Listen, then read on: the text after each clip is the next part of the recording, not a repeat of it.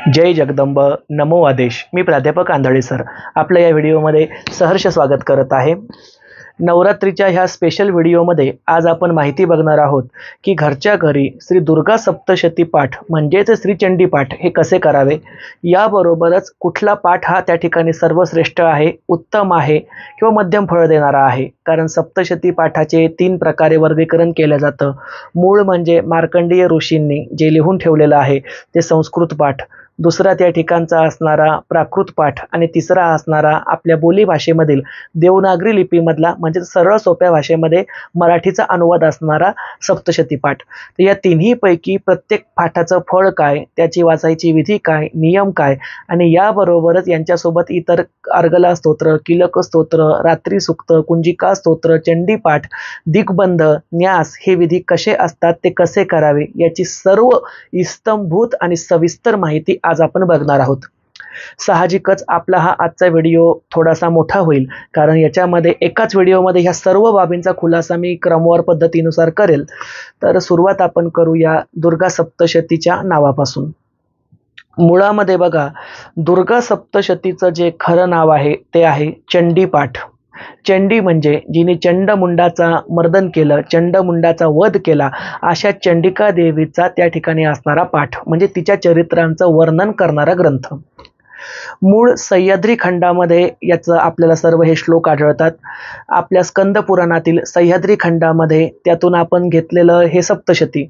आता मुळामध्ये विषय असा, सप्तशतीचा ग्रंथकार नेमका कोण, तर त्या ठिकाणी असं म्हटलं जातं की जे मार्कंडेय ऋषी होते, जे स्वतः महान जगदंबा भक्त होते आणि आजसुद्धा जे मार्तंड पर्वतावरती म्हणजेच त्या ठिकाणी असणाऱ्या सप्तशृंग गडावरती निवास करतात, असे हे सप्त चिरंजीवांपैकी एक असणारे थोर शिवभक्त आणि मातृभक्त म्हणजे शिव आणि शक्ती दोघींनाही प्रसन्न करून घेणारे असणारे तेजस्वी मार्कंडेय ऋषी. महर्षी मार्कंडेय ऋषींनी चंडीपाठ लिहिला म्हणजे त्या दुर्गा सप्तशती हा ग्रंथ लिहिला. आता दुर्गा सप्तशती ग्रंथ हा त्यांनी ज्या काळामध्ये लिहिला तो काळ म्हणजे अगदी युगानुयुग पहिलेचा. म्हणजेच या ठिकाणी एक गोष्ट निश्चित होते, ती म्हणजे चंडीपाठ म्हणजेच दुर्गा सप्तशती जी मूळ ओरिजिनल संस्कृत आहे, हा ग्रंथ कालचा, आजचा किंवा 100-200 वर्षाची परंपरा असणारा ग्रंथ नाही, तो युगांची परंपरा असणारा अर्वाचीन प्राचीन असा ग्रंथ आहे. आता हे मी या ठिकाणी का नमूद करतोय, कारण बघा, प्रत्येक ग्रंथकाराने विशिष्ट कालखंडामध्ये काही ग्रंथांची रचना केली. जसं 1700 सालामध्ये मालू कवीने नवनाथ भक्तिसार हा नाथ महाराजांचा चरित्रपर ग्रंथ लिहिला, ज्यामध्ये नवनाथांचं रसाळ चरित्र आपण वाचतो किंवा श्रवण करतो. तर हा 1700च्या कालखंडामध्ये लिहिला गेला. त्याबरोबरच शिवलीला अमृत असेल किंवा इतर पांडव विजय असेल, हरिविजय असेल, भक्ती विजय असेल, हे सर्व ग्रंथ विशिष्ट कवींनी, विशिष्ट लेखकांनी, त्या ठिकाणच्या ग्रंथकारांनी हे अलीकडच्या काळामध्ये लिहिलेले आहे. म्हणजे काही ग्रंथांना 700 वर्ष, 600 वर्ष, 500 वर्ष. भावार्थ दीपिका म्हणजेच ज्ञानेश्वरी हिला त्या ठिकाणी असणारे 1200 म्हणजे त्या ठिकाणी असणारी 1000 वर्षाची परंपरा आहे, 900 वर्षाची परंपरा आहे. असे हे सर्व ग्रंथ 1000, 1200, 900, 800, 700, 400 या वर्षापूर्वी लिहिल्या गेले. म्हणजे सर्व ग्रंथ जे आपण आज वाचतो, अगदी दासबोध असेल, दासबोध हा त्या ठिकाणी समर्थ रामदास स्वामींनी लिहिला, म्हणजे तो शिवचरित्राच्या कालावधीमध्ये लिहिला गेलेला आहे. तर या ठिकाणी दुर्गा सप्तशती हा 1000-1200 वर्षापूर्वीचा नाही, तर अगदी लाखो वर्षापूर्व जुना असा मूळ ग्रंथ आहे. म्हणूनच सर्व ग्रंथांची शक्ती एकीकडे आणि या मूळ जुन्या ग्रंथाची शक्ती एकीकडे, हे आपण सर्वात प्रथम लक्षात घेतलं पाहिजे. आणि या कारणामुळे तुम्ही जेवढा जुना मंत्र म्हणता, जेवढा जुना ग्रंथ वाचता, जेवढा जुनं तंत्र वाचता किंवा जेवढा जुनं यंत्र सिद्ध करता, तंत्र असो, मंत्र असो, ग्रंथ असो किंवा यंत्र असो, या चारही बाबी जेवढ्या जुन्या तेवढ्या अधिक जाज्वल, जुनं ते सोनं. त्यामुळे दुर्गा सप्तशती ह्या ग्रंथाची तुलना आपण इतर सर्वसाधारण ग्रंथांसोबत करू नये. आता इथे काही जण म्हणतील की सर, तुम्ही या ठिकाणी शिवलीलामृत, दासबोध आणि इतर सर्वच ग्रंथांना, नवनाथ भक्तिसाराला सर्वसाधारण ग्रंथ का म्हणता? सर्वसाधारण ग्रंथ म्हणण्याचं कारण असं, ते ग्रंथ श्रेष्ठ आहे, त्या ग्रंथांमुळे आपल्याला देवी देवतांचं चरित्र कळालं. परंतु हे जे सर्व ग्रंथ आहे हे एकतर प्राकृत भाषेमध्ये आहे किंवा मूळ मराठीमध्ये आहे, हे संस्कृत भाषेमधील नाहीत. आणि संस्कृत भाषेमध्ये जे ग्रंथ असतात त्यांचा विशिष्ट प्रकारचा छंद असतो आणि विशिष्ट प्रकारच्या छंदामुळे त्याचं उच्चारण जर चुकीचं झालं तर त्या वाचणाऱ्या व्यक्तीला, पाठ करणाऱ्या व्यक्तीला, उच्चारण करणाऱ्या व्यक्तीला त्याचा फटका सुद्धा बसतो. याबरोबरच दुर्गा सप्तशती हा मुळामध्ये किलित ग्रंथ आहे. किलित म्हणजे काय, तर तो ऋषी मुनींनी किंवा थोडक्यामध्ये मार्कंडेय ऋषींनी म्हणूया आपण, किलित केलेला आहे. किलित करणं म्हणजे त्याला कुलूप लावणं. एखाद्या कुलपाला जसं चावीने बंद केलं जातं तसं दुर्गा सप्तशती या ग्रंथाला किलित करण्यात आलेलं आहे. आणि त्याची विशिष्ट प्रकारची अशी दीक्षा आहे, ती दीक्षा घेतल्यानंतरच आपल्याला मूळ दुर्गा सप्तशती ग्रंथ पूर्ण प्रकारचं फळ देतो. म्हणजे सर्व घोडं अडतं कुठं, तर जर तुमच्याकडे दुर्गा सप्तशतीची मूळ दीक्षा गुरुकडून घेतलेली असेल तरच तुम्हाला दुर्गा सप्तशती पूर्णपणे फळ देऊ शकते. आणि ही जी दीक्षा असते हिला दीक्षा शब्द नसून तिला संथा असं म्हटलं जातं. म्हणजेच दुर्गा सप्तशतीची संथा तुम्ही तुमच्या योग्य गुरुकडून करवून घेतली पाहिजे. ही विधी कशी असते ते सुद्धा मी तुम्हाला सांगतो. तज्ञ गुरु हे शिष्याला एखाद्या शिव मंदिरामध्ये किंवा चंडी मंदिरामध्ये म्हणजे भगवती जगदंबेच्या कुठल्याही मंदिरामध्ये घेऊन जातात. त्या ठिकाणी गुरु आणि शिष्य हे पूर्वाभिमुख आणि पश्चिमाभिमुख एकामेकांकडे मुख करून, तोंड करून बसतात. त्यानंतर गुरु त्या ठिकाणी शिष्याकडून विशिष्ट असे न्यास करवून घेतो. न्यास म्हणजे काय हे आपण पुढे सांगणारच आहोत. त्यानंतर द्विगबंध केला जातो. द्विगबंध म्हणजे शिष्याच्या शरीरामध्ये कुठली नकारात्मक ऊर्जा राहू नये यासाठी शिष्याचं शरीर गुरु विशिष्ट प्रकारच्या संस्कृत मंत्रांनी आणि बीजांनी बांधतो, ज्याला दिग्बंध करणे असं म्हणतात. यानंतर जो समोरचा गुरु असतो तो समोरच्या शिष्याच्या अंगावरती दर्भाने म्हणजेच त्या ठिकाणी असणाऱ्या पवित्रीने म्हणजेच त्या ठिकाणी असणाऱ्या कुशाने म्हणजेच पवित्र गवताने, आपण दुर्वा समजूया, सोप्या भाषेमध्ये दुर्वाने, पाण्याने उच्चार करत नरवार्ण मंत्राचा जाप करत संपूर्ण शिष्यावरती प्रोक्षण करतो. आणि तो प्रोक्षण करताना त्या ठिकाणी शाप किलनाचा किंवा शाप उद्धरणाचा मंत्र म्हटला जातो. हा मंत्र अतिशय गोपनीय असतो, जो मला आत्मसात आहे, परंतु मी तो या ठिकाणी सार्वजनिक करणार नाही. हा मंत्र उच्चारण करून झाल्यानंतर गुरु शिष्याला दुर्गा सप्तशती ग्रंथ पठन करण्याची अनुमती देतो. आणि ही विधी पूर्ण झाल्यानंतरच त्या शिष्याला पूर्णपणे दुर्गा सप्तशतीचं फळ मिळतं किंवा ते किलन जे आहे, जे मार्कंडेय ऋषींनी ग्रंथाला करून ठेवलं, ते तुटून जातं. यालाच दुर्गा सप्तशतीची संथा घेणे म्हणजेच दीक्षा घेणे असं म्हणतात. हा विधी अमावस्या, पौर्णिमा, अष्टमी, सप्तमी किंवा त्या ठिकाणी असणारी चतुर्दशी किंवा नवरात्रीचे 9ही दिवस अशा पद्धतीनुसार पवित्र दिवस पाहून केला जातो. असो, आता तुम्ही म्हणाल तुम्हाला एवढं सर्व कसं माहिती, तर माझे शिवपंथाचे परमपूज्य गुरु स्वामी सुभाषचंद्र सरस्वती महाराज यांनी स्वतः हा माझा विधी शिवमंदिरामध्ये करवून घेतलेला आहे. आमच्या देऊळगाव राज्यापासून 7 किलोमीटर दूर अंतरावरती एक अर्धनागेश्वर नावाचं महादेवाचं स्थान आहे. जवळच नवनाथ महाराजांचं सुद्धा स्थान आहे. त्या स्थानावरती 2012 मध्ये स्वामीजींनी माझ्याकडून हा विधी करवून घेतला होता. कारण मी स्वामीजींना म्हटलं होतं की मला दुर्गा सप्तशतीचे पाठ करायचे. त्यांनी मला हे सर्व समजावून सांगितलं. त्यांनी माझा हा विधी करवून सुद्धा घेतला आणि 2012 पासून ते आज गायत मी दुर्गा सप्तशतीचे पाठ करत आहे. आता दुसरा प्रश्न या ठिकाणी निर्माण होतो की जर असे योग्य गुरु नसतील, ज्यांना हा विधी येतच नाही, मग अशांनी काय करावं, किंवा ज्यांनी गुरु केलेले आहे परंतु ते गुरु साधे भोळे आहे किंवा त्यांना ह्या विधीबद्दल माहीतच नाही, अशांनी काय करावं, तर अशांनी त्या ठिकाणी संस्कृत पाठ न करता प्राकृत पाठ करावे किंवा मराठी पाठ करावे. कारण संस्कृत पाठ हा बिना संथेचा शाप किलन उद्धारणाशिवाय जर घेतला तर त्याचं पूर्ण फळ मिळतच नाही. शिवाय उच्चारणामध्ये जर काही दोष झाला तर विघ्न सुद्धा येऊ शकतात. त्यामुळे मी ॲडवाइज देईल, सल्ला देईल की योग्य दीक्षा धारण केलेल्या, संथा धारण केलेल्या व्यक्तींनीच मूळ संस्कृत पाठ त्या ठिकाणी करावा. आता हे झालं संस्कृत पाठाबद्दल. आता आपण बोलूया प्राकृत पाठ आणि मराठीचा पाठ. प्राकृत पाठ म्हणजे काय, पहिले हे लक्षात घेऊया. ऋषी मुनींनी विशिष्ट प्रकारे ओवीबद्ध केलेली अर्ध संस्कृत भाषा आणि अर्ध मराठी बोलीभाषा, म्हणजे अर्धे संस्कृत शब्द आणि अर्धे मराठीचे शब्द आणि त्याला ओवीमध्ये बद्ध केलेलं अशा प्रकारच्या काव्य रचनेला प्राकृत रचना असं म्हणतात.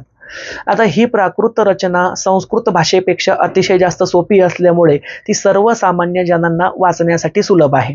याबरोबरच मूळ संस्कृत दुर्गा सप्तशतीचा पाठ हा महिलांनी करावा की करू नये हा सुद्धा एक प्रश्न असतो. तर मी या ठिकाणी सांगेल, मूळ संस्कृत पाठ हा महिलांनी केलेला चालतो, परंतु महिलांना सुद्धा मी सांगितलेल्या पद्धतीनुसार त्यांच्या गुरुकडून तशी संथा घ्यावी लागेल.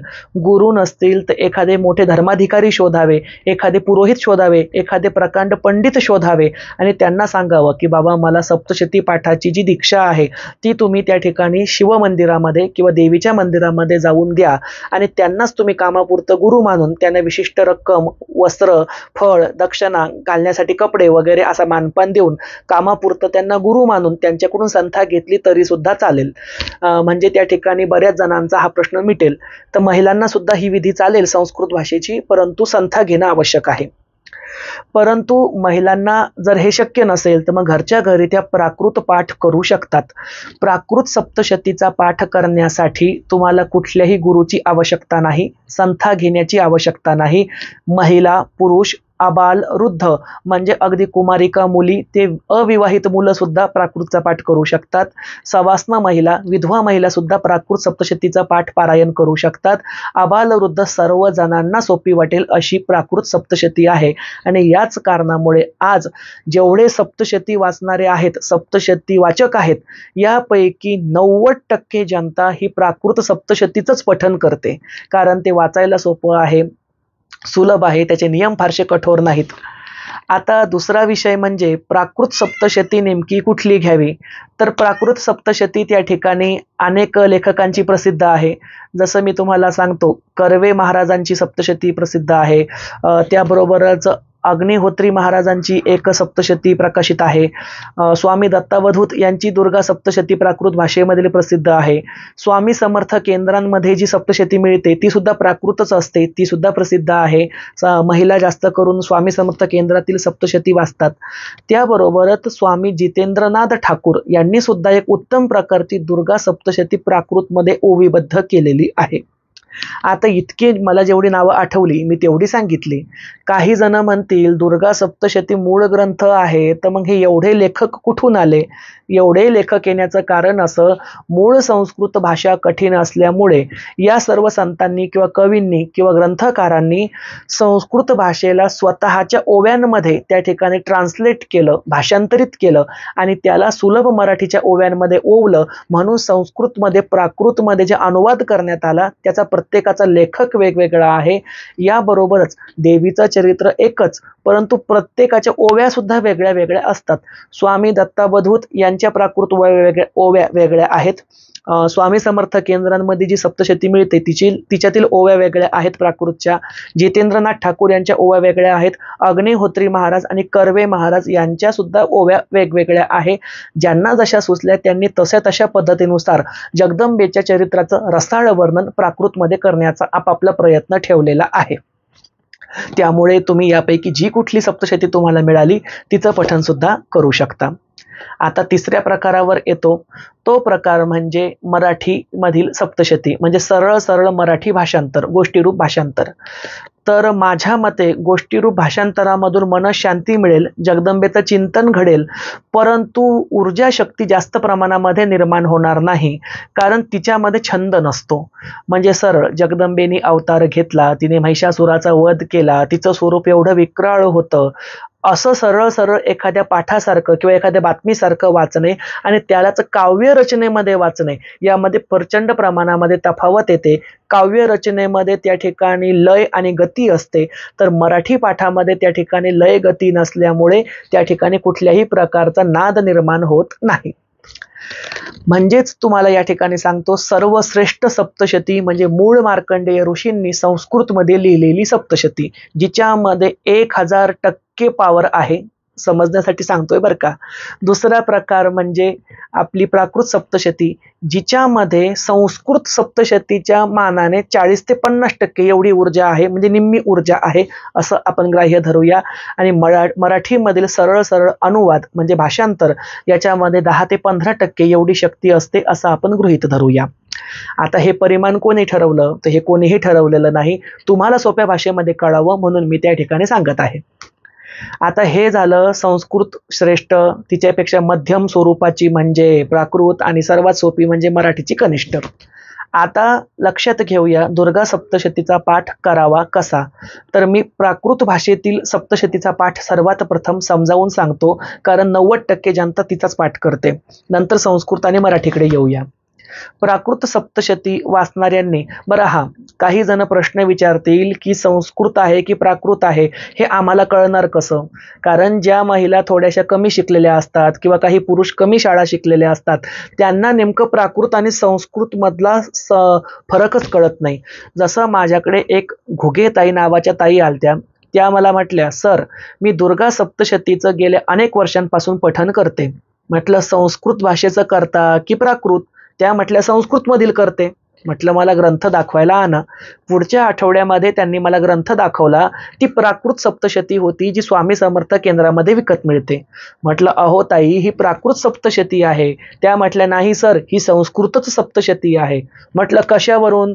मग त्यांनी ती ओळ काढली आणि त्या ओळी मला दाखवल्या. बघा म्हटल्या, सरळ मराठीसारखं कुठं आहे. ऐसे केल्याने ऐसे होत आहे, जगदंबेचे स्वरूप महाविक्राळ होत असे, तयानी मारिले दैत्य चंडिका उग्र. अहो म्हटलं ताई, ह्या ज्या ओळी आहे ह्या ओळी प्राकृतच आहे, याला प्राकृत म्हणतात. जेव्हा मी त्यांना हा फरक समजावून सांगितला तेव्हा त्यांच्या लक्षात बसलं की संस्कृत आणि प्राकृत मधील फरक नेमका काय. मग आपल्याला कसं कळणार की आपण जी पोथी वाचतोय, जो ग्रंथ वाचतोय, तो संस्कृत आहे की प्राकृत आहे. तर त्या ग्रंथाच्या पहिल्या पेजवर, पहिल्या पानावरतीच संस्कृत आहे की प्राकृत आहे हे लिहिलेलं असतं. तिथे वाचून तुमच्या लक्षात येईल की आपली सप्तशती जी आपण विकत आणली आहे ती कुठली आहे. किंवा ज्यांना संस्कृतची दीक्षा नाही, संथा नाही किंवा भीती वाटते, त्यांनी विकत आणतानाच प्राकृत सप्तशती विकत आणावी. आता बघा, सप्तशतीचं पारायण करण्याची पद्धत म्हणजे प्राकृत सप्तशती अगदी सर्वसाधारण असते, तिला फारशा नियमांची गरज नाही.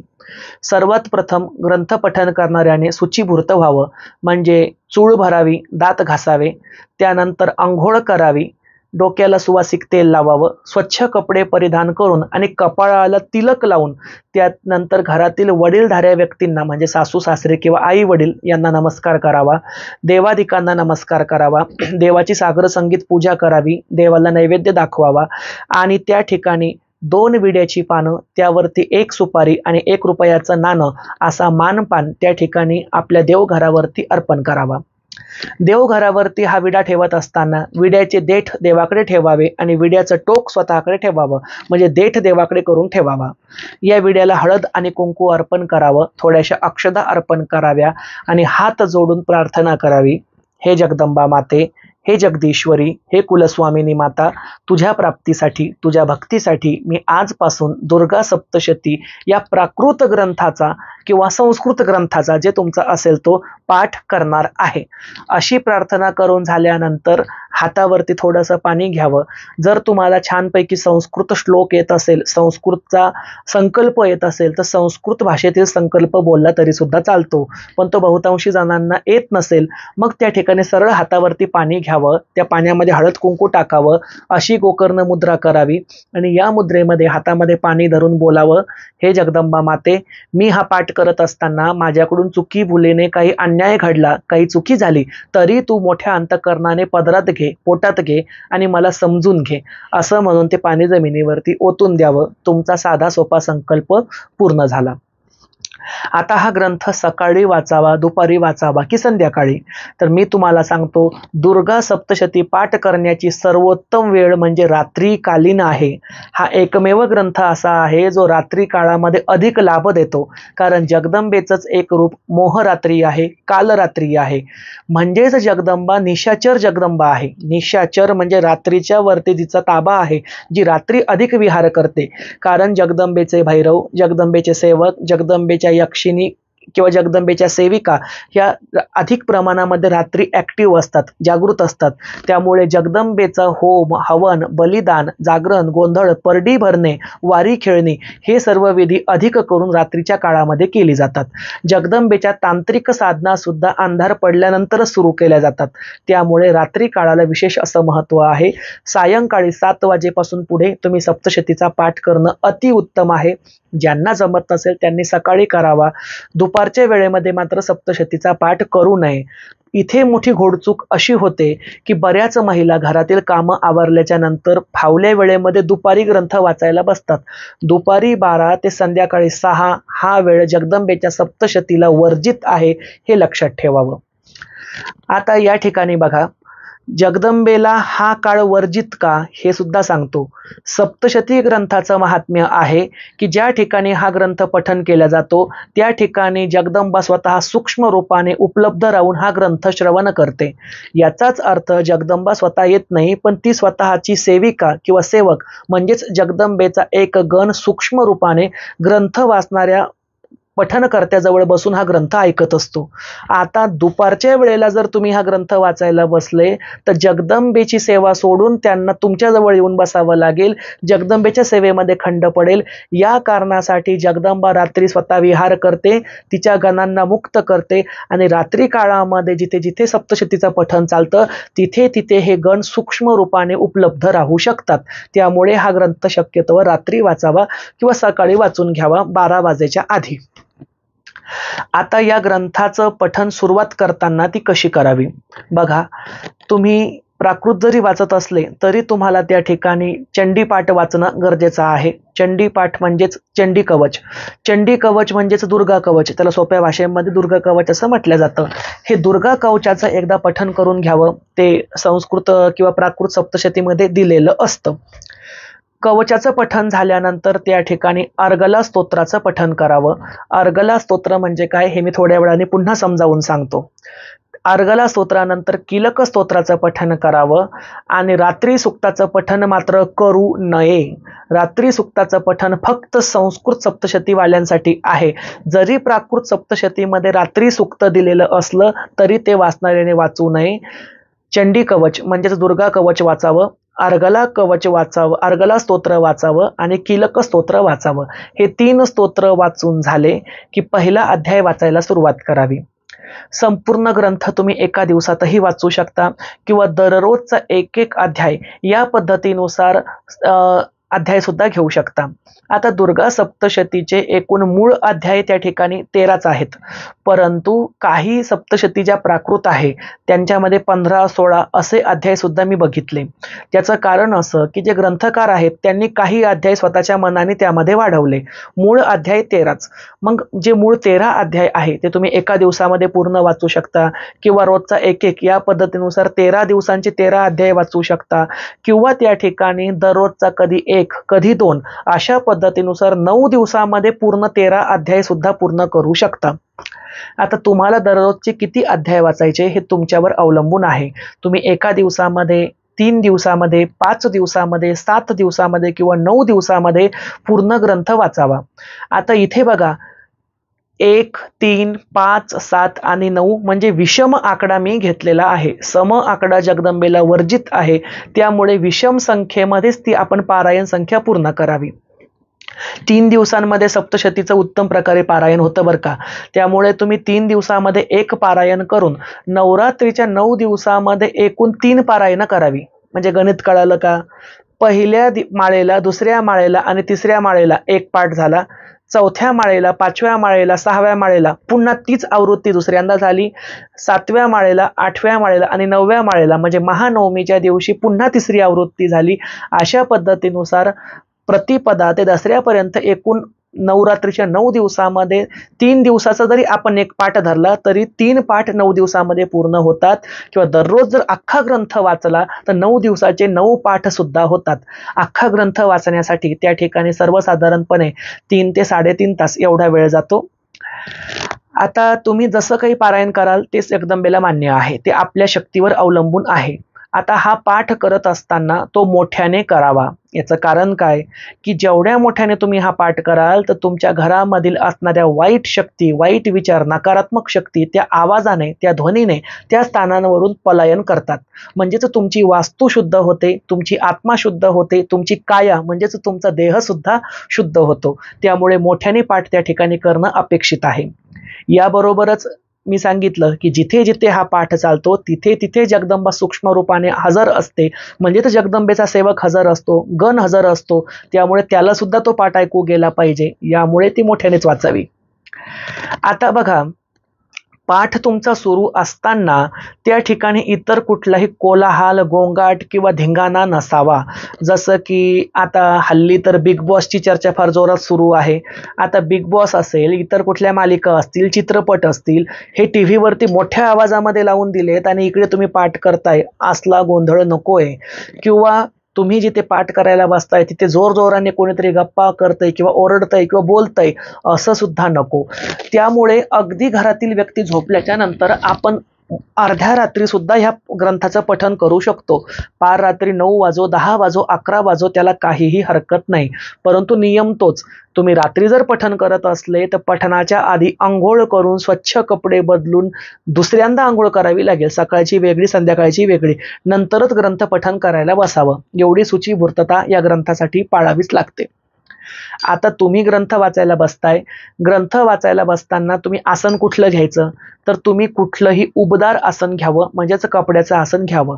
घोंगडी घेऊ शकता, लोकर घेऊ शकता किंवा सुती कापडाचं आसन घेऊ शकता. एखादी स्वच्छ धुतलेली साडी, तिचं आसन तुम्ही शिवून ते सुद्धा तयार करून घेऊ शकता. परंतु त्या ठिकाणी प्लॅस्टिक असेल, गवताची चटई असेल, प्लॅस्टिकची चटई असेल, लाकडी पाट असेल, लाकडी चौरंग असेल किंवा लोखंडाचंच आसन असेल, अशा ऊर्जा विरोधी वस्तू त्या ठिकाणी घेऊ नये. कपड्याचं आसन घ्यावं. आता ते आसन कुठल्या रंगाचं असावं असा काही नियम नाहीये, परंतु काळ्या रंगाचं आसन घेऊ नये. हां, घोंगडी काळी असली तर चालते बरं का. घोंगडीला त्या ठिकाणी कुठल्याही प्रकारचा बाट नाही, परंतु घोंगडी सोडून इतर काळ्या रंगाची आसनं शक्यतोवर घेऊ नये. लाल, पिवळी, इतर कुठल्याही रंगाची तुम्ही घेऊ शकता. पांढऱ्या रंगाची आसनं सुद्धा चालतील. आता ज्या ठिकाणी तुम्ही हा ग्रंथ पठन करताय त्या ठिकाणी अखंड नंदादीप प्रज्वलित करावा. म्हणजे तुमचा ग्रंथ वाचेपर्यंत तो दिवा विझू नये. त्यामुळे तुम्ही त्या ग्रंथाला, त्या दिव्याला काच लावू शकता किंवा काचेचा दिवा ठेवू शकता, जेणेकरून काचेच्या आडोशामुळे दिवा विझणार नाही. अगरबत्ती किंवा धूप प्रज्वलित करून ठेवावा. आणि ग्रंथ वाचायच्या ठिकाणी थोडी खडी साखर, थोडेसे बेदाणे म्हणजे सुकामेवा, काजू, बदाम, किशमिश, अक्रोड किंवा खोबऱ्याचे तुकडे, खडी साखरेचे खडे किंवा त्या ठिकाणी एखादं फळ, थोडक्यामध्ये कुठली तरी अशी अल्पोपहाराची एखादी पदार्थाची वस्तू जवळ ठेवावी. तिला पाणी फिरवावं. म्हणजेच ते जगदंबेला अर्पण करून नंतर हा ग्रंथ वाचायला त्या ठिकाणी बसावं. आता दुर्गा सप्तशती ग्रंथ पूर्ण वाचून झाल्यानंतर त्याची समाप्ती कशी करावी हा सुद्धा एक प्रश्न आहे. बरं, आणखीन एक प्रश्न पडतो तो असा की तिथे काही कलश वगैरे भरायचा का. तर नवरात्रीमध्ये जर तुम्ही पाठ करताय तर ऑलरेडी आपली घटस्थापना झालेली असते. घटस्थापनेमध्ये ऑलरेडी कळश स्थापन झालेला असतो, म्हणून दुर्गा सप्तशतीचा वेगळा असा कलश स्थापन करण्याची गरज नाही. परंतु तुम्ही जर इतर दिवशी करत असाल किंवा दर महिन्याला करत असाल तर तुम्ही 3 दिवसापुरता, 7 दिवसापुरता, जेवढे दिवस तुम्ही ग्रंथ वाचताय ना तेवढ्या दिवसापुरता कलश स्थापन करावा. ते मंगल असतं, छान असतं. आपला साधा कळस घ्यावा, लोटा घ्यावा, त्यात पाणी टाकावं, हळद कुंकू टाकावं, 1 रुपयाचं नाणं टाकावं, एखादी सुपारी टाकावी, 5 आंब्याची पानं किंवा नागवेलीची पानं लावावी, वरतून श्रीफळ म्हणजे नारळ ठेवावा आणि त्या मंगल कळसाला ओमकार किंवा स्वास्तिक एखादं मंगल चिन्ह रेखाटावं. अशा पद्धतीनुसार आपण त्या ठिकाणी कळस स्थापन करू शकतो. आता ज्या दिवशी तुम्ही ह्या ग्रंथाचं त्या ठिकाणी असणारं काय म्हणूया त्याला उद्यापन कराल किंवा तो ग्रंथ तुम्ही समाप्त कराल, विसर्जन कराल, त्या दिवशी पुरणपोळीचा स्वयंपाक बनवावा. पुरणपोळीच हवी असं काही नाही, तुम्ही तुमच्या प्रांतानुसार, पद्धतीनुसार काहीही गोड धोड नैवेद्य बनवावा. तो घरातील देवघराला अर्पण करावा. एक ताट किंवा एक घास गायीसाठी काढावा, मुख्य प्राण्यांसाठी सुद्धा काढावा. एखादी कुमारिका मुलगी किंवा 3 कुमारिका मुली किंवा 3 स्ववासनी महिला यांना त्या ठिकाणी हळद कुंकू मानपान देऊन श्रीफळ देऊन त्यांची ओटी भरावी आणि त्यांना पोटभर जेवू घालावं. अशा पद्धतीनुसार सवासना जेवण किंवा कन्या भोजन करून तुम्ही त्या ठिकाणी ग्रंथाची समाप्ती करू शकता. आता सप्तशती ग्रंथाची समाप्ती करताना काही ठिकाणी मी बघितलं की महिला ज्या जेवायला येणाऱ्या सवासनी आहे किंवा कुमारिका मुली आहे त्यांना सप्तशती ग्रंथाची एक एक प्रत भेट म्हणून देतात. ती देऊ नये, कारण हे वैभव लक्ष्मी व्रत किंवा महालक्ष्मी व्रत नाहीये मार्गशीर्ष महिन्याचं की त्याच्यामध्ये आपण ग्रंथाची भेट द्यावी. सप्तशती हा महाग्रंथ आहे, तो अशा व्यक्तीलाच दिला गेला पाहिजे जिने त्याची जबाबदारी स्वीकारावी आणि पठन करावं. लहान मुलींना सप्तशतीचं गांभीर्य माहीत नसतं आणि समोरच्या ज्या सवासनींना तुम्ही हे सप्तशती देताय त्या त्याचं पारायण करतीलच याची गॅरंटी नसते, शाश्वती नसते. म्हणून त्यांनी जर त्या ग्रंथाचा अपमान केला तर हा सर्व दोष ज्यांनी दिलाय त्याला लागतो. त्यामुळे उद्यापनाच्या दिवशी किंवा आलेल्या सवासनींना तुम्ही इतर काय द्यायचं ते द्यावं, परंतु सप्तशतीच्या प्रती मात्र देऊ नये. दुसरा विषय म्हणजे दुर्गा सप्तशतीचं पारायण झाल्याच्या नंतर आपली अपेक्षा असते की त्वरित आपलं काम झालं पाहिजे, परंतु तेवढ्या त्वरित ते काम होत नाही. कारण जगदंबा ही सत्व बघणारी आहे, स्वतः सत्व गुणा आहे, स्वतः तिने सत्व दाखवलेलं आहे. जेव्हा जगदंबेने रेणुका मातेचा अवतार घेतला, या रेणुका अवतारामध्ये जगदंबेने पतिव्रता काय असते, सतीत्व काय असतं ही वाळूची घागर तयार करून दाखवलं. परशुरामाने तिचा गळा छाटला, शिर उडवलं, तरी सुद्धा जगदंबा शांत राहिली. आणि कार्तवीर्य राजाने जेव्हा जमदग्नी ऋषींचा म्हणजेच जगदंबेच्या पतीचा वध केला तेव्हा ती त्यांच्यासोबत सती जाऊन पतीवरचं प्रेमाचं अनुकरण जगाला शिकवून गेली आणि पुन्हा परशुरामाला दर्शन देण्यासाठी मुखाच्या रूपाने माहूर गडावरती प्रगट झाली. म्हणजे सोशिकपणाचं आणि सत्वधारकतेचं संपूर्ण चरित्र तिने स्वतःच्या अवतारामध्ये दाखवलं. म्हणून तिच्या ग्रंथाचं पठन करत असताना जर कोणाला वाटत असेल की आज मी सप्तशतीचं पारायण केलं, उद्या मला नोकरी लागली पाहिजे, परवा माझ्या घरामध्ये पैसे आले पाहिजे, माझ्या घरामध्ये एखादी फळाची फुलांची बाग फुलली पाहिजे, असं ताबडतोब तूप खाल्ल्याबरोबर रूप येत नाही, हेही ग्रंथ वाचण्याच्या अगोदर लक्षात घ्यावं. आता एवढं सर्व मी प्राकृत बद्दल बोललो, प्राकृत सप्तशती बद्दल. आता या ठिकाणी मी बोलतो संस्कृत पाठाबद्दल. संस्कृत पाठचे अतिशय कडक मानण्यात येतात, कठीण मानण्यात येतात, त्याचे नियम सुद्धा क्लिष्ट आहेत, अवघड आहेत, परंतु ते सुद्धा या ठिकाणी मी सांगितलेच पाहिजे. आता मी सुरुवातीला म्हटलं होतं की संस्कृत पाठ करण्याच्या आधी न्यास करावे लागतात आणि न्यास म्हणजे काय हे मी म्हटलं होतं, सांगतो. आता त्या मुद्द्यावर येऊया. बघा, न्यास या शब्दाचा अर्थ होतो शुद्धता करणे किंवा त्या ठिकाणी काहीतरी आंदोलन करणे. इथे त्याचा अर्थ आहे शुद्धता करणे. आता कशाची शुद्धता करायची? तर विशिष्ट अवयवांवरती घर्षण करून त्या अवयवांची मलिनता दूर करणे. म्हणजेच जर त्या अवयवांमध्ये काम, क्रोध, लोभ, मद, मोह आणि मत्सर यापैकी एखादा अवगुण, एखादा षड्रिपू लपून बसला असेल तर जगदंबेच्या शक्तीने त्याला तिथून दूर करणे, याला म्हटलं जातं न्यास करणे. आता हे न्यास कसे करायचे असतात? तर अगदी अंगठ्याचा न्यास सांगितलेला आहे. विशिष्ट प्रकारचा बीज म्हणून अंगठा शुद्ध करणे, तर्जनी शुद्ध करणे, मध्यमा शुद्ध करणे, अनामिका शुद्ध करणे, कनिष्ठा शुद्ध करणे, कर्तल शुद्ध करणे, स्वतःचे डोळे शुद्ध करणे ज्याला नेत्र म्हटलं जातं, नेत्राय वौषट म्हटलं जातं, शिखा म्हणजे शेंडी शुद्ध करणे, हृदय शुद्ध करणे, दोनही हात शुद्ध करणे, नाभी म्हणजे बेंबी शुद्ध करणे, स्वतःच्या कमरेचा मणका म्हणजे मूलाधार स्थान शुद्ध करणे, स्वतःचे पाय शुद्ध करणे. अशा पद्धतीनुसार केसापासून ते पायाच्या नखापर्यंत संपूर्ण शरीराचे न्यास आणि त्याचे विशिष्ट असे मंत्र संस्कृत सप्तशतीमध्ये दिलेले आहेत. ते विशिष्ट प्रकारचे मंत्र म्हणून ही शरीर शुद्धी सर्वात प्रथम करावी लागते. त्यानंतर भूमिपूजन केलं जातं, कारण भूमीवरती बसून आपण ग्रंथ वाचत आहोत. संस्कृत पाठ करताना त्या ठिकाणी देश काल निर्देश सुद्धा वाचावे लागतात. म्हणजे तुम्ही कुठल्या काळामध्ये, कुठल्या दिवशी, कुठल्या मासामध्ये, कुठल्या पक्षामध्ये, कुठल्या तिथीला, कुठल्या नक्षत्रावरती, कुठल्या घडीला, कुठल्या पळीला, कुठल्या तासाला या ग्रंथाचं पठन करता हे त्या संस्कृत संकल्पामध्ये बोलावं लागतं. त्यानंतर जगदंबेच्या त्रिगुण स्वरूपाचं ध्यान पठन करावं लागतं, ज्यामध्ये श्री महाकाली, श्री महालक्ष्मी आणि श्री महासरस्वती या 3 देवतांचं वर्णन आहे. आता बघा, मूळ संस्कृत ग्रंथाचा अर्थ काय? ग्रंथाचं नाव आहे सप्तशती. सप्त या शब्दाचा अर्थ होतो 7 आणि शती याचा अर्थ होतो 100च्या पटीने. म्हणजे 7 ह्या आकड्याला जर 100च्या पटीने केलं तर तिथे तुमचं समीकरण येतं 700. म्हणजे सप्तशती म्हणजे 700 श्लोकांचा मूळ ग्रंथ. ज्या 700 श्लोकांमध्ये जगदंबेच्या महाकाली, महालक्ष्मी आणि महासरस्वती या अतुलनीय स्वरूपाचं वर्णन, पराक्रम आणि चिंतन, ध्यान आणि मनन केलेलं आहे असा हा ग्रंथ. आता या 700 श्लोकांमध्ये एवढी प्रचंड ऊर्जा आहे की तुम्ही त्रैलोक्यावरती विजय प्राप्त करू शकता, एवढी तीव्र शक्ती त्या मंत्रांमध्ये दिलेली आहे. परंतु हे मंत्र मी मगाशी सांगितल्या पद्धतीनुसार किलित केलेले आहे. त्याची वेगळी अशी संथा आहे, दीक्षा आहे. याबरोबरच त्या प्रत्येक अध्यायाचे विशिष्ट असे छंद सुद्धा गुंफलेले आहे. कुठे विराट छंद आहे, कुठे अनुष्टुप छंद आहे, कुठे गायत्री छंद आहे आणि त्या छंदानुसारच त्याला त्या ठिकाणी आपल्याला उच्चारण करावं लागतं किंवा त्या ठिकाणी त्या संस्कृत श्लोकांचं पठण करावं लागतं. तर त्या ठिकाणी छंद निर्माण होतो आणि त्या ठिकाणी ऊर्जा निर्माण होते.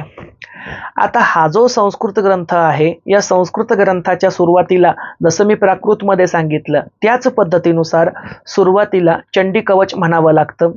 हे जे चंडी कवच आहे हे बरंच मोठं आहे, परंतु मी त्याचं पठण एका लाईव्हमध्ये करवून दाखवलं.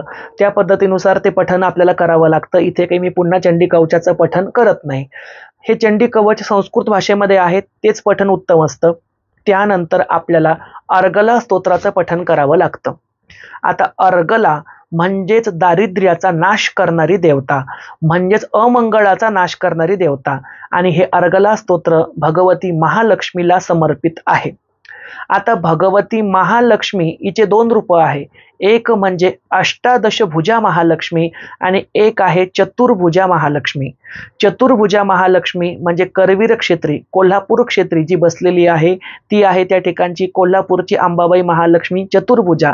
आणि अष्टादश भुजा महालक्ष्मी म्हणजे सप्तशृंग गडावरती जिने महिषासूर दैत्याचा वध केला ती भगवती सप्तशृंगी म्हणजेच भगवती दुर्गा म्हणजेच भगवती अष्टादशभुजा महालक्ष्मीचं स्वरूप.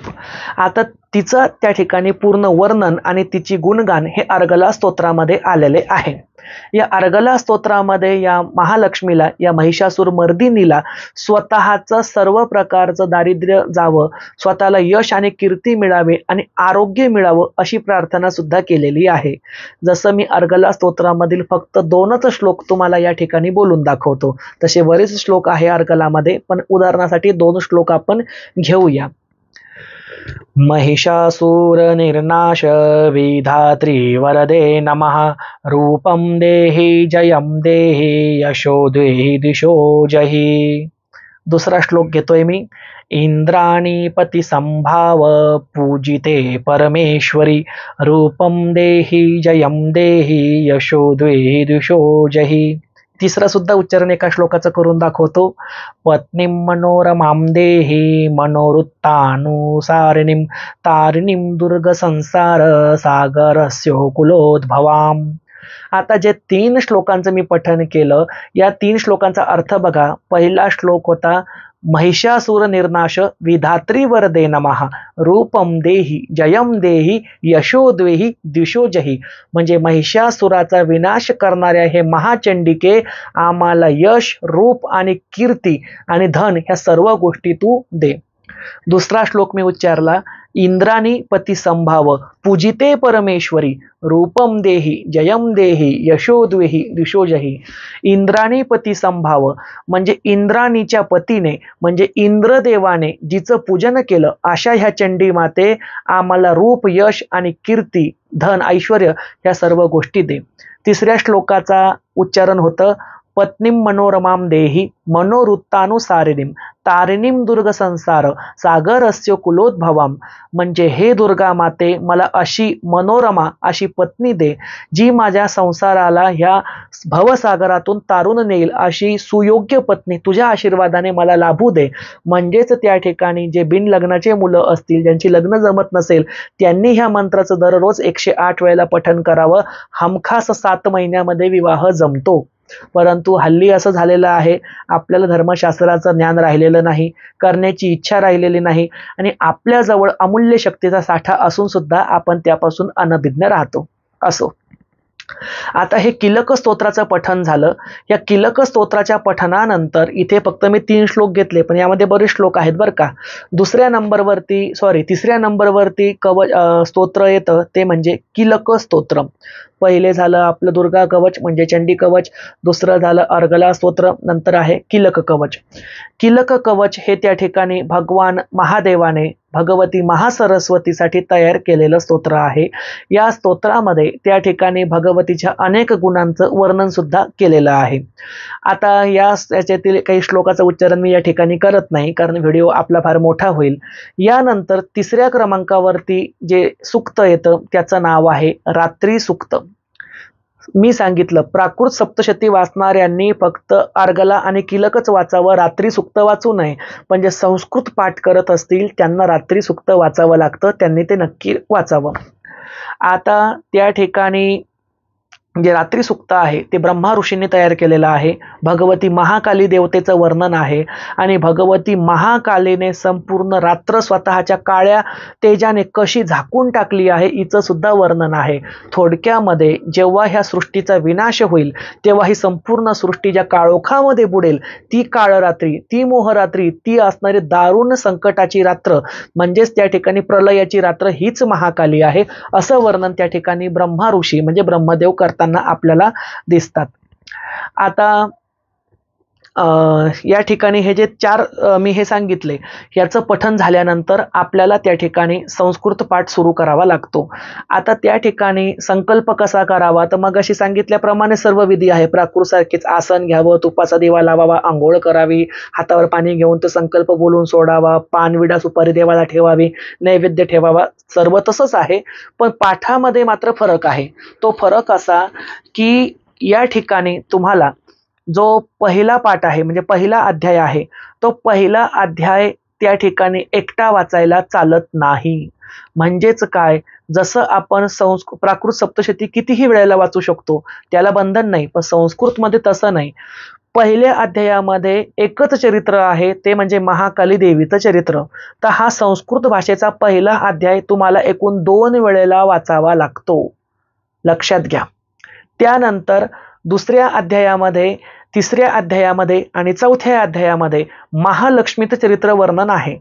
म्हणजे पहिला अध्याय महाकालीचा, दुसरा, तिसरा आणि चौथा अध्याय महालक्ष्मीचा आणि 5व्या अध्यायापासून ते 13व्या अध्यायापर्यंत महासरस्वतीचं चरित्र आहे. अशा पद्धतीनुसार तुम्ही रोजचं एक चरित्र सुद्धा वाचू शकता. म्हणजे पहिल्या दिवशी महाकाली, दुसऱ्या दिवशी महालक्ष्मी, तिसऱ्या दिवशी महासरस्वती, किंवा पहिल्या दिवशी महाकाली आणि महालक्ष्मी, दुसऱ्या दिवशी महासरस्वती. परंतु या ठिकाणी मी सांगितलं हा पाठ करताना पहिला अध्याय तुम्हाला एकूण 2 वेळेला वाचायचा आहे. म्हणजे महाकालीचं चरित्रच एकूण 2 वेळेला वर्णन करायचं आहे, असा त्या ठिकाणचा एक गुप्त नियम आहे जो फार कमी लोकांना माहिती आहे. आता अख्खा ग्रंथ तुम्ही एका दिवसात वाचलेला सर्वोत्तम सर्वश्रेष्ठ आहे. कारण संस्कृत सप्तशतीचा पाठ माझ्या मते तरी अर्धवट सोडू नये. एकदा वाचायला बसले ना की पूर्णच वाचावा. आणि मी माझ्या स्वतःच्या अभ्यासावरून किंवा माझ्या सरावावरून सांगतो, मला स्वतः संस्कृत सप्तशती पाठ वाचण्यासाठी 1.5 ते पावणे 2 तास लागतात पूर्ण ग्रंथाला. तेही मी सावकाश वाचतो म्हणून. स्पीडने घेतल्यास तर ते 1 तास सव्वा तासामध्ये सुद्धा होईल, परंतु स्पीडने वाचताना किंवा जलद गतीने वाचताना उच्चारण व्यवस्थित होत नाही. त्यामुळे सावकाशच वाचावा. 1.5 तास लागो, 2 तास लागो, 3 तास लागो, परंतु तो संस्कृत पाठ एका दिवसामध्येच पूर्ण घ्यावा अशी माझी तरी श्रद्धा आहे, किंवा माझ्या परमपूज्य स्वामी गुरूंनी मला तसं सांगितलेलं आहे. परंतु काही ब्राह्मण किंवा काही पुरोहित असंही म्हणतात की 3 दिवसामध्येही करायला चालतं. मग आपापल्या पद्धतीनुसार आपण ते घ्यावं. आता त्या ठिकाणी जेव्हा तुम्ही दुर्गा सप्तशतीचा पाठ पूर्ण करता आणि तो संपतो, त्या ठिकाणी तुम्हाला काही तर्पण आणि काही प्रकारचा होम हवन विधी सांगितलेला आहे. तर तो करावाच की न करावा हे आपापल्यावर अवलंबून आहे. जर तुमच्याच्याने शक्य असेल तर तुम्ही छोटासा हवन पेटवून त्यामध्ये ओम ऐं ह्रीं क्लीं चामुंडाय विच्चहे नमः स्वाहा या मंत्रांनी आहुत्या 108 दररोज देऊ शकता. आता इथे काही जण म्हणतील की नवरात्रीमध्ये होम तर हा अष्टमीच्या दिवशी असतो, मग तो दररोज केला तर चालेल का? तर दुर्गा सप्तशती वाचणाऱ्यांनी दररोज होम केला तरी सुद्धा चालतो, परंतु मी या मताचा माणूस आहे की दररोज असा होम करण्याच्या भानगडीमध्ये पडू नये. सरळ त्या ठिकाणी कापूर पेटवावा आणि तो जगदंबेला ओवाळावा आणि त्या कापरालाच पाणी फिरवावं, म्हणजे कर्पूर आरती करावी आणि यालाच कर्पूर होम म्हणून जगदंबेला निवेदन करावं की आई, हा कर्पूर जो जाळत आहे, हा कापूर जो मी जाळत आहे, यालाच तू हवन समजून मानून घे. जास्त खोल भानगडीमध्ये जाण्याची गरज नाही. आता अशा पद्धतीनुसार आपण त्या ठिकाणी संस्कृत आणि प्राकृत भाषेचं पठण करू शकतो. आता तिसरा टप्पा, सरळ मराठीमधील अनुवाद असणारी सप्तशती म्हणजे गोष्टीरूप सप्तशती. तर हिला काही फारसा कठीण नियम नाहीये. कुठलंही आसन घ्या, दिवाबत्ती करा, हळद कुंकू लावा आणि दररोज तुम्हाला जेवढं होईल तेवढ्या पद्धतीनुसार तुम्ही ते चरित्र वाचू शकता. कमी शाळा शिकलेल्या किंवा त्या ठिकाणी निम्न शिक्षित लोकांनी किंवा लहान मुलांनी अशी गोष्टीरूप सप्तशती वाचली तरी सुद्धा चालते. अशा पद्धतीनुसार दुर्गा सप्तशतीचं वेगळं असं महात्म्य आहे. आता मूळ मुद्दा येतो तो म्हणजे असणाऱ्या कुंजिका स्तोत्राचा. कुंजिका स्तोत्र म्हणजे काय? तर ज्या भक्तांना मूळ दुर्गा सप्तशती जी संस्कृत भाषेमधील आहे हा चंडीपाठ कठीण जातो किंवा वाचणं शक्य होत नाही, अशांसाठी त्या ठिकाणी भगवान शंकराने पूर्ण सप्तशतीचा सार बाजूला काढलेला आहे. जसं संत्री पिळून एखादं फळ पिळून त्याचा ज्यूस बाहेर काढला जातो, तसं दुर्गा सप्तशतीचं संपूर्ण सार, त्याचं त्या ठिकाणी सूप, त्याचं त्या ठिकाणचं टॉनिक बाजूला काढलं आणि ते सर्वच्या सर्व त्या ठिकाणी कुंजिका स्तोत्रामध्ये समाविष्ट करण्यात आलेलं आहे. कुंजिका म्हणजेच कुलपाची चावी. मी सांगितलं होतं ना की मार्कंडेय ऋषींनी आणि शंकर भगवानाने दुर्गा सप्तशती ग्रंथाला कुलूप लावलंय. आता हे कुलूप जे लावलं, ह्या कुलपाची चावी म्हणजे ही कुंजिका स्तोत्र. तुम्हाला मूळ संस्कृत सप्तशती जमत नाही किंवा तसे गुरु तुम्हाला मिळाले नाही की जे तिची दीक्षा देतील किंवा संथा देतील, तर तुम्ही सरळ त्या ठिकाणी कुंजिका स्तोत्राची दीक्षा घेऊ शकता किंवा पाठ करू शकता. योग्य गुरु तुम्हाला ती दीक्षा देतील सुद्धा. ही दीक्षा देताना स्वतः विशिष्ट प्रकारचे न्यास वगैरे करूनच ती दिली जाते आणि आतापर्यंत मी अनेक जणांना कुंजिका स्तोत्राची दीक्षा दिलेली आहे आणि ह्या पितृपक्षामध्ये सुद्धा येणाऱ्या नवरात्रीच्या काळासाठी उपयुक्त अशी कुंजिका स्तोत्राची दीक्षा मी त्या ठिकाणी द्वादशी तिथीला देण्याचं ठरवलेलं आहे. तशी पोस्ट सुद्धा येईल आणि त्यानुसार ग्रुप सुद्धा तयार करून त्यामध्ये जे इच्छुक असतील त्यांना ॲड करून घेण्यात येईल. विशिष्ट अशी दक्षिणा ठेवलेली आहे. तेवढी दक्षिणा तुम्ही आम्हाला त्या ठिकाणी आमच्या गुगल पे नंबरवरती पाठवून ऑनलाईन पद्धतीनुसार घरच्या घरी बसून माझ्याकडून कुंजिका स्तोत्राची दीक्षा घेऊ शकता. आत्तापर्यंत अनेकांनी घेतलेली आहे, अनेकांना तिचा लाभ सुद्धा झालेला आहे. इथून पुढे सुद्धा होत राहील, त्याचा नक्की सर्वांनी फायदा घ्यावा. असो, आता या ठिकाणी आपण कुंजिका स्तोत्राबद्दल बोलत आहोत. तर कुंजिकेचा पाठ कसा करावा? तर संपूर्ण दुर्गा सप्तशती वाचून झाल्यानंतर सर्वात शेवटी प्रार्थना करून कुंजिका स्तोत्राचा पाठ घ्यावा आणि हा कुंजिका स्तोत्राचा पाठ जगदंबेला नैवेद्य दाखवून तिची आरती करून आसनावरून उठण्याच्या आधी घ्यावा. म्हणजेच दी एंड, थोडक्यामध्ये समाप्ती, समारोप हे कुंजिका स्तोत्राने आपण करावं.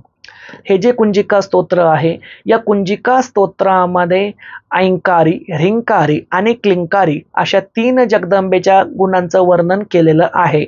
ऐंकारी सृष्टी रूपाये म्हणजे ऐंग स्वरूपाने जी सृष्टीची निर्माती आहे. ह्रिंकारी प्रतिपालिका, जी ह्रीम स्वरूपामध्ये सृष्टीचं पोषण करते. क्लिंकारी कामरूपिण्ये म्हणजे क्लिंगनुसार जी काम उत्पन्न करते म्हणजे विनाश घडवते. बीज रूपे नमोस्तुते, ऐं ह्रीम आणि क्लीम अशा सर्व बीजांना आम्ही नमस्कार करतो, असा भावार्थ आपल्याला कुंजिका स्तोत्रामध्ये ऐकायला मिळतो. शिवाय भगवान शंकर पार्वतीला सांगत आहेत कुंजिका स्तोत्रामध्ये, गोपनीयम प्रयत्नेन स्वयो निरीव पार्वती, म्हणजे हे पार्वती, हे कुंजिका स्तोत्र एवढं गोपनीय आहे की स्वतःची योनी झाकून ठेवावी एवढं हे कुंजिका स्तोत्र गुप्त ठेवण्यात यावं. त्यामुळे कुंजिका स्तोत्राची दीक्षा आल्या गेलेल्या आणि शंभू ऐऱ्या गैऱ्या माणसाला त्या ठिकाणी देऊ नये. तिची विधी तेवढी गुप्त असते. त्यामुळेच आपण ही दीक्षा त्या ठिकाणी ग्रुप तयार करून ऑनलाईन पद्धतीनुसार आणि विशिष्ट दक्षिणा घेऊन गुप्त पद्धतीनुसारच देत असतो, कारण तिचे न्यास कोणी बघता कामा नये. आता ही कुंजिका स्तोत्राची दीक्षा महिला आणि पुरुष दोघांनाही घेता येते. महिला विधवा असो, सवाशीण असो किंवा कुमारिका असो तिला घेता येते. बिन लग्नाच्या अविवाहित पुरुषांना सुद्धा घेता येते आणि लग्न झालेल्या वयस्कर व्यक्तींना सुद्धा घेता येते. म्हणजे आबाल वृद्ध सर्वांसाठी अशी ही कुंजिका स्तोत्र आपल्याला लाभदायी आहे. आता या कुंजिका स्तोत्रामध्ये काही असे विशिष्ट प्रकारचे शब्द आलेले आहे. या शब्दांना विशिष्ट प्रकारे अनाहत नाद प्राप्त आहे. अनाहत नाद म्हणजे ब्रह्मांडाशी डायरेक्ट कनेक्ट होणारा नाद. हे शब्द कुठले कुठले तर मी तुम्हाला सांगतो. कुंजिका स्तोत्रामधील शब्द आहेत ओम आम काम चाम टाम ताम पाम वेम दोम एम वेम हाम क्षम. पुढे धिजांगरम त्रोटय त्रोटय दीप्तम कुरु कुरु स्वाहा हे आलेलं आहे. पण हे जे अम कम चम टम तम पम यम शम विम दुम एम विम हम क्षम हे जे काही बीज आहेत ना हे अनाहत नाद निर्माण करतात. म्हणजे पृथ्वी लोकामधून थेट ब्रह्मलोकापर्यंत आपली जी स्पिरिच्युअल हे आहे कनेक्शन आहे ते जोडून देतात. त्यामुळे कुंजिका स्तोत्र हे अतिशय लाभदायी असं स्तोत्र आहे. त्याचा पाठ आपण सप्तशती संपताना नक्कीच करावा आणि त्याचा लाभ सुद्धा घ्यावा. अशा पद्धतीनुसार आपण दुर्गा सप्तशतीवरती अतिशय सविस्तर अशी माहिती आजच्या ह्या व्हिडिओमध्ये बघितलेली आहे. तर मला अशी आशा आहे की ही माहिती तुमच्या सर्वांना नक्की आवडली असेल. अशाच निरनिराळ्या माहितींसाठी आपल्या जगदंबा देवी संस्थान देऊळगाव राजा ह्या यूट्यूब चॅनलला लाईक करा, शेअर करा, सबस्क्राईब करा. आजचा व्हिडिओ आवडलेला असल्यास व्हिडिओ खाली कमेंटद्वारे नक्की कळवा. आणि पुढच्या व्हिडिओमध्ये आपण नवरात्रीची घटस्थापना कशी करावी, तिचं समग्र विश्लेषण, इतिहास, पार्श्वभूमी आणि तिचं प्रयोजन याबद्दल सुद्धा सविस्तर माहिती घेण्याचा नक्की प्रयत्न करू. जर तो व्हिडिओ तुम्हाला ऐकायचा असेल तर मला कमेंटद्वारे कळवा. तो व्हिडिओ सुद्धा आपण लवकरात लवकर शूट करूया तुमच्या सर्वांची इच्छा असेल तर. तोपर्यंत सर्वांचं कल्याण असो. जय जगदंब. नमो आदे.